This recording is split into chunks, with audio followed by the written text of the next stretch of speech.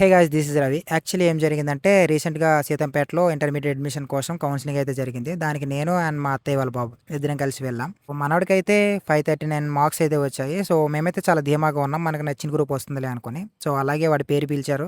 వీడెళ్ళి BiPC group కావాలన్నాడు. So, okay అనుకోని చెప్పేసి మనోడికి అడ్మిషన్స్ అయితే అయిపోయింది. అండ్ మనోడి తర్వాత వచ్చిన ఒక అబ్బాయినైతే వాళ్ళ అన్నయ్యో తెలీదు, ఎవరో తెలీదు. బట్ బాబాయ్ సమ్ ఎవరో అయ్యుంటారు.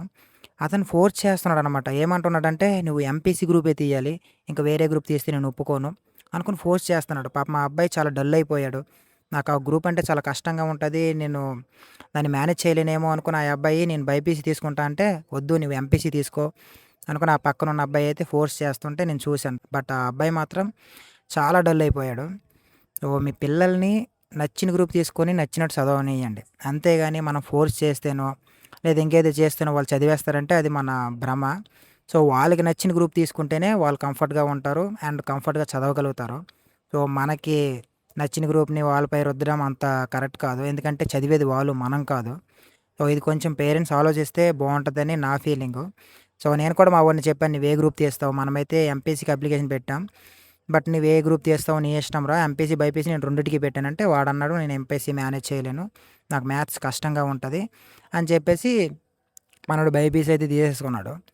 సో, పిల్లలు కొంచెం పేరెంట్స్ మీరు ఆలోచించండి కొంచెం. పిల్లలనైతే అంత ఫోర్స్ చేసి, మీకు ఇష్టం ఉంది కదా! ఈ గ్రూప్ తీస్తే బావుంటది. సో, అనుకోని చెప్పేసి వాళ్ళకి కష్టపెట్టడం అంత కరెక్ట్ కాదని నా ఫీలింగు. సో, మీరేమంటారో కామెంట్ సెక్షన్‌లో కామెంట్ చేయండి దీని గురించి. సో, నేను లైవ్‌లో చూసాను దాని గురించి. పిల్లల్ని ఫోర్స్ చేయడం, ఫోర్స్ చేసి వాళ్ళకి ఇష్టం లేని గ్రూపుల్లో జాయిన్ చేయడం. సో, ఇదైతే కరెక్ట్ కాదు. ఎందుకంటే చదివేది వాళ్ళు, మనం కాదు.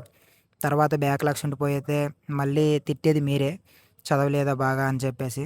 సో, వాళ్ళు ముందుగానే పిల్లలని అడగండి. మీకు ఏ గ్రూప్ అంటే ఇష్టం అని అడిగి వాళ్ళని జాయిన్ చేసుకుంటే మంచిదని నా ఫీలింగు. సో, ఓకే గైస్ ఇవాల్టి వీడియో ఇంతే.